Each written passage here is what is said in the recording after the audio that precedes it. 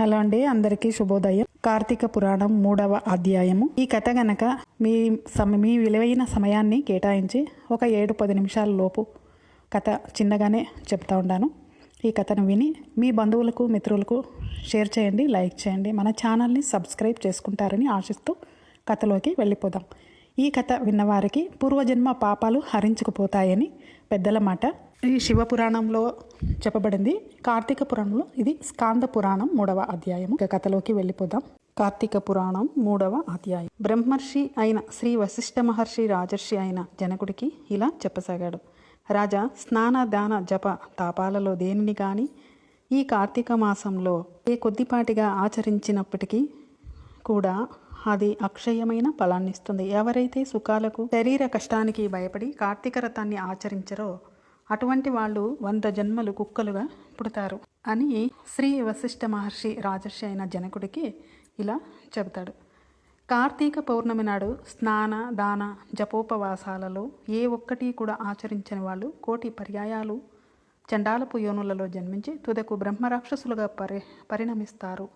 ఇందుకు ఉదాహరణగా ఒక కథను చెబుతాను విను అని బ్రహ్మర్షి అయిన శ్రీ వశిష్ఠ మహర్షి అతి పూర్వకాలంలో ఆంధ్రప్రదేశ్లో తత్వనిష్ఠుడనే బ్రాహ్మణుడు ఉండేవాడు.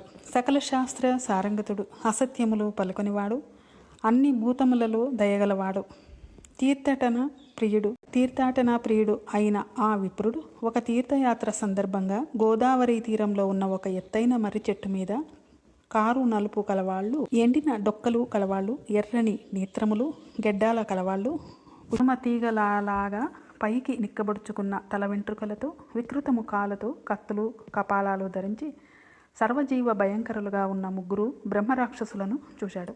ఆ రాక్షసుల భయం వల్ల ఆ మర్రి చెట్టు 4 వైపులా కూడా 12 మైళ్ళ దూరంలో ఎక్కడ ప్రాణసంచారం అనేది ఉండేది కాదు.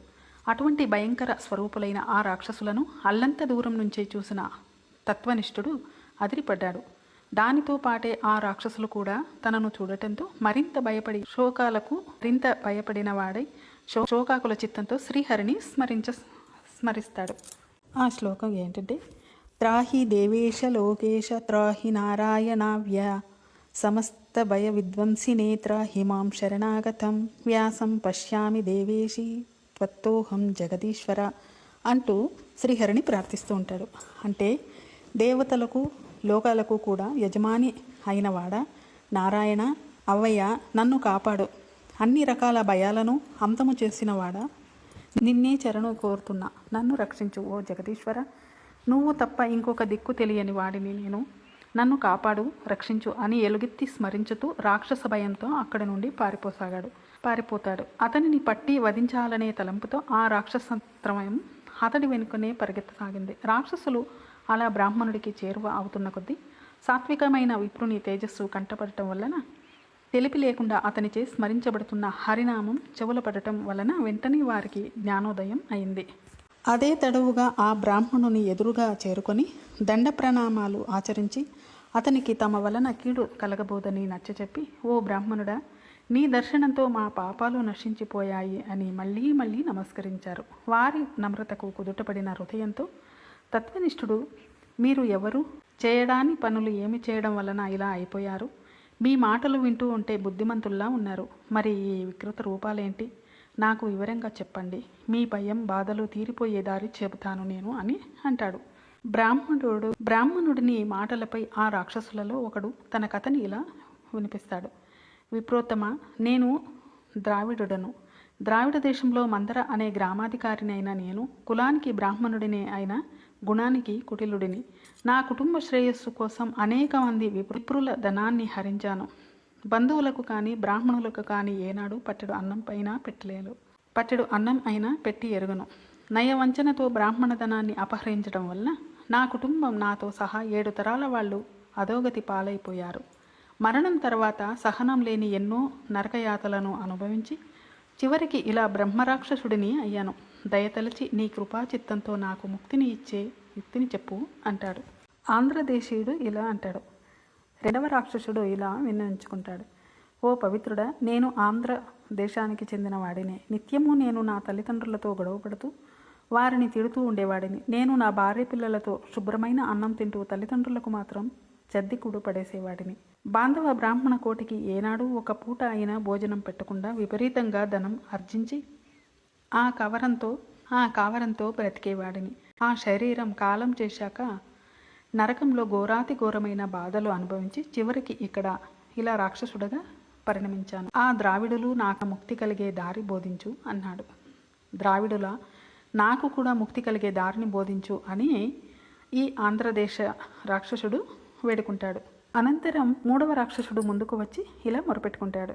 ఓ సదాచార సంపన్నుడా, నేను ఆంధ్రదేశపు బ్రాహ్మణుడిని, విష్ణు ఆలయంలో పూజారిగా ఉండేవాడిని, కాముకుడిని, అహంభావిని, కఠినమైన వాడిని అయిన నేను భక్తులు స్వామివారికి అర్పించే కైంకర్యాలు అన్నిటినీ నా వేశ్యలకు అందజేసి విష్ణు సేవలు సక్రమంగా చేయకుండా గర్వంతో తిరిగేవాడిని.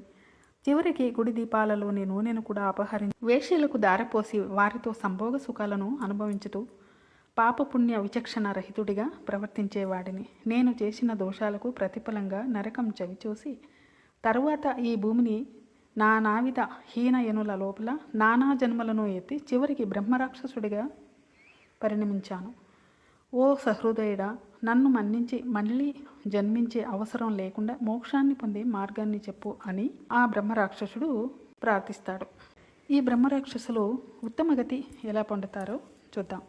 తమ తమ పూర్వజన్మల వృత్తాంతాలకు ఎంతగానో పశ్చాత్తాపడుతున్న ఆ రాక్షసులకు అభయం ఇచ్చి భయపడకండి, నాతో కలిసి కార్తీక స్నానానికి రండి, మీ సమస్త దోషాలు నశించిపోతాయి అని చెప్పి వారిని తన వెంట బయలుదేరదీశాడు ఆ బ్రాహ్మణుడు. అందరూ కలిసి కావేరీ నదిని చేరుకున్నారు.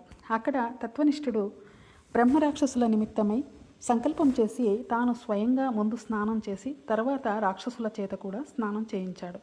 అనంతరం అముకానాం బ్రహ్మరాక్షసత్వ నివారణార్థం అస్యం కావేర్యం ప్రాతస్నానమహం కరిష్యే ఇలా శ్లోకం చెప్పుకుంటూ సంకల్పించుకొని అతడు విధి విధానంగా స్నానం చేసి తత్పల్యాన్ని బ్రహ్మరాక్షసులకు దారిపోయిగా వారు విగత దోషులు దివ్యమేఘాలు అయి తక్షణమే వైకుంఠానికి ప్రయాణమయ్యారు.